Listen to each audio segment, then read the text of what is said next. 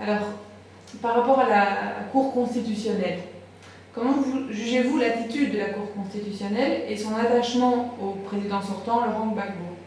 Et pensez-vous vraiment que cette Cour a le droit de se comporter ainsi? Comme on le dit, la Cour constitutionnelle, il y a des tâches qui sont assignées à la Cour constitutionnelle. La Cour constitutionnelle n'a aucun droit de s'ériger en voyou politique.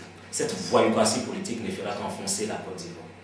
La Cour constitutionnelle doit respecter le verdict des urnes, doit respecter le résultat proclamé par la Commission électorale indépendante. Et c'est que la Cour constitutionnelle est en train de faire. Moi, je juge le comportement de la Cour constitutionnelle comme un bricolage politique.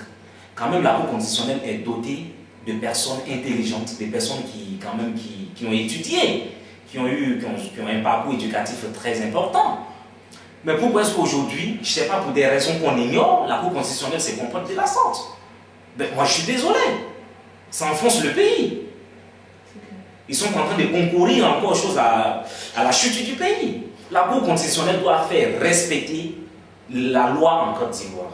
La Cour constitutionnelle à elle-même doit d'abord, dans un premier temps, respecter le verdict des urnes. Ça, c'est le plus important. Parce que la commission électorale indépendante a été une commission qui a été jugée dans l'ensemble par tous les partis politiques. Et quand cette entité qui a été votée, qui a été peut-être nommée du moins par l'ensemble des partis politiques, donne un résultat, c'est que le résultat il est probant, c'est que le résultat il est propre, c'est que le résultat est sûr. Parce qu'il y a eu des observateurs en Côte d'Ivoire, l'Union européenne, l'ONU et autres, tout ça, l'Union africaine, il y a eu des observateurs en Côte d'Ivoire. L'ONU, la communauté internationale a dépensé suffisamment d'argent pour faire asseoir cette commission-là. Et du coup, la Cour constitutionnelle ne peut pas s'ériger en rempart pour l'évolution des scrutins, pour l'évolution du chemin démocratique. Comme, tu vois, c'est un bricolage politique, écoutez madame, c'est un bricolage politique et là ça ne fait qu'enfoncer la Côte d'Ivoire. C'est grave l'attitude de la Cour. C'est pas normal.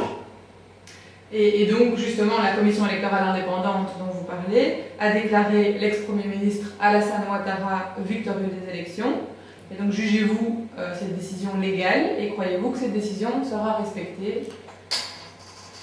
La décision de la Cour, madame, écoutez, la décision de la commission électorale indépendante est une décision légitime, est une décision que les Ivoiriens dans l'ensemble doivent respecter, est une décision que tout le monde, qui que tu sois observateur, que tu sois étranger sur le territoire, que tu sois Ivoirien, cette décision doit être respectée à la lettre, puisque cette commission était là pour jouer les arbitres du match. Gbagbo a perdu les élections, il faudrait que Gbagbo libère le pays. Gbagbo a perdu les élections, il faudrait que Gbagbo respecte la décision de la commission électorale. Alassane Ouattara a été jugé vainqueur malgré l'annulation de certaines voix. Mais malgré tout, le pourcentage nous donne victorieux. Et cette décision doit être respectée. Ça, c'est des choses qu'on ne discute pas. Cette décision doit être respectée. À la lettre, la Cour constitutionnelle n'a aucun droit d'aller à l'encontre de la décision de la commission électorale indépendante. Sinon, à quoi ça sert la commission électorale? Mieux vaut dire, bon, voilà, on organise les élections et la Cour constitutionnelle se charge de l'organiser. 3 jours, on proclame les résultats. Ils se sont arrangés dans le mascara politique, dans cette machination politique pour bloquer la proclamation des résultats et après, eux-mêmes, ils s'auto-proclament pour dire non, que voilà le président. On sait que la Cour constitutionnelle est entièrement pro-Gbagbo. Moi, je n'ai rien contre Gbagbo, mais il faudrait qu'il accepte de respecter le verdict des urnes. Il n'est pas le seul Ivoirien, ce n'est pas pour sa faute que la Côte d'Ivoire va chuter. Non, ce n'est pas possible. Nous ne pouvons pas tolérer ça. On ne peut pas accepter cela. Donc, pour dire, bon, la Cour constitutionnelle est en train de s'ériger en voyou politique, cette voyoucratie politique ne peut qu'entraîner de la barbarie politique en Côte d'Ivoire. Nous ne pouvons pas accepter ça. Il faudrait que la commission électorale indépendante soit respectée, il faudrait qu'elle soit autonome et confortable dans la prise de décision. Alassane a gagné, Alassane doit s'asseoir. Gbagbo a perdu, Gbagbo doit partir. Clair. C'est ce que je pense. et pour aider à faire respecter cette décision.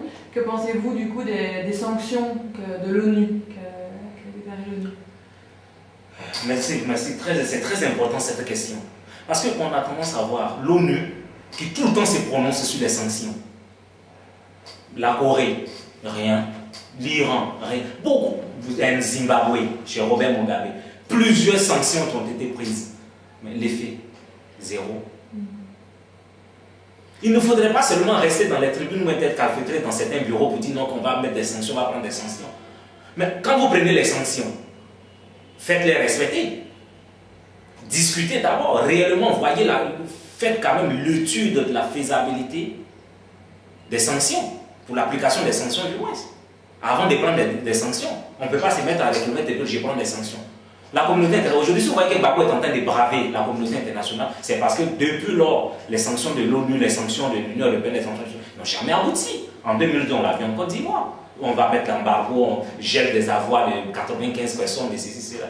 Moi, je suis désolé pour ça.